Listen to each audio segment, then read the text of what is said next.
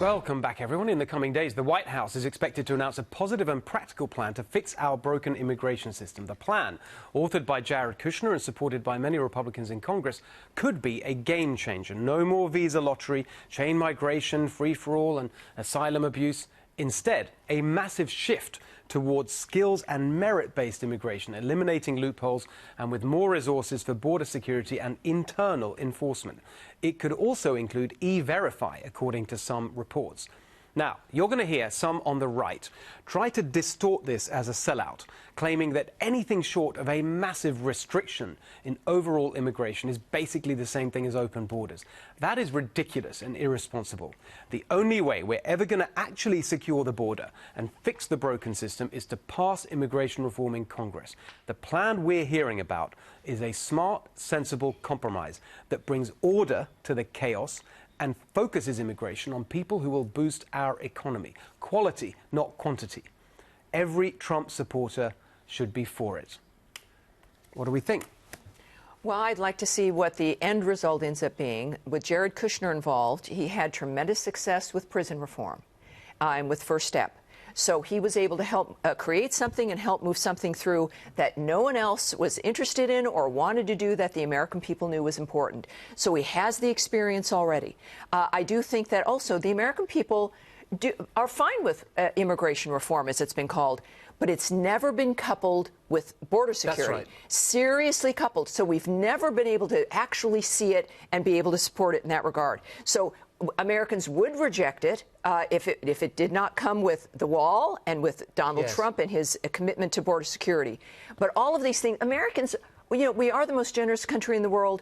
We do want immigrants, but we want them in the sense for the right reason, not just volume, like chain migration, but for what they can bring to the country. Yeah. It's also good for the immigrant, because of what they know. They're coming in and they're going to be wanted. They've got a job to do. They're going to become part of the fabric immediately.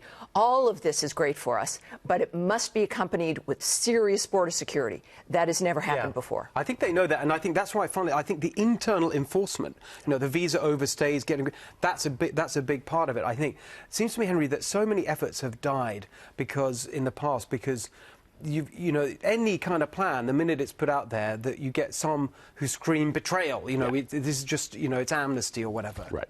No, look, the American people want to be tough but fair.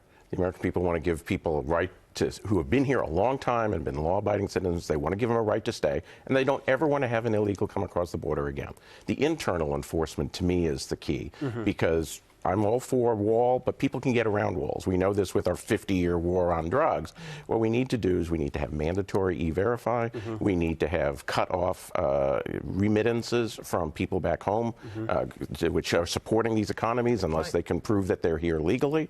And we need to make sure that there's also perhaps tax subsidies for people who are actually Americans, who are here in this country for not just a year, but for a long time, so that business stops having an incentive to hire people off the books and behind closed doors. And visa overstays. That's still, even with the September 11th Commission report saying that was a major issue. I think visa overstays. We've never addressed it. Well, Lisa, I just wanted to get you to... Sorry, I know you... I'm particularly interested in your take on where this goes politically. Why bring it out now? Is that a good thing to do? Does it help with the re-election? Or what's the politics of all this? So I don't want to be the Debbie Downer of the panel, but I do look at things from a congressional standpoint, having worked in Congress, and then also from a political perspective, having worked on political campaigns.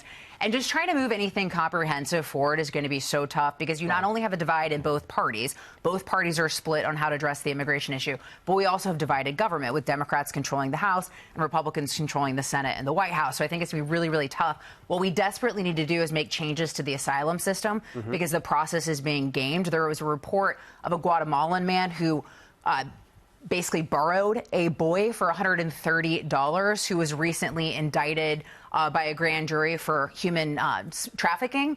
And he told Homeland Security investigators that the reason he did, because he heard it was easier to get over here if you're part of a family unit. And that's the big problem that we're seeing right now.